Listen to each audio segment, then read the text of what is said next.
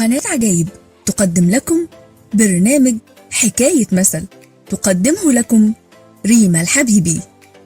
مع كل مرة ببقى قلقانة من التعامل مع شخص معين وأحس كده بعدم راحة، ألاقي من جوايا صوت بيقولي يا ريما الموضوع ده فيه إن.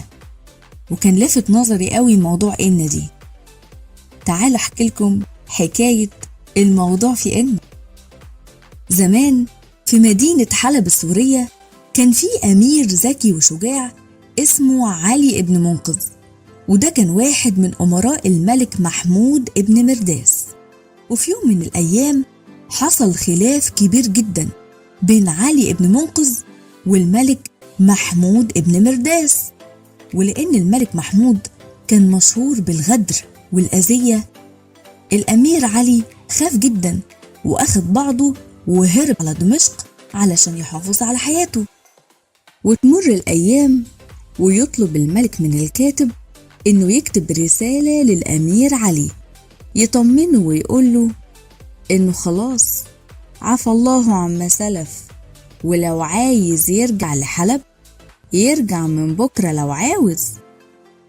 ولأن الكاتب كان ذكي جدا وفطن وعارف إن الملك غدار وإن الأمير علي لو رجع أكيد هيتقتل، فتعمد يكتب في آخر الرسالة إن شاء الله تعالى، وحط شدة على حرف النون في إن. ولما بعتها والأمير علي استلم الرسالة وقراها استغرب جدا وقال لنفسه معقولة كاتب الملك يغلط غلطة إملائية زي دي؟ لا، دي مش غلطة، دي مقصودة.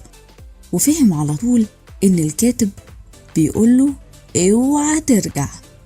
وفعلا بعت الرد وقال شكرا يا سيد الملك، أنا خادمكم الأمين. وحط على النون شدة علشان يأكد للكاتب إنه فاهم وأدرك، وإنه عمره ما هيرجع تاني الحلب وهيكمل باقي حياته في دمشق.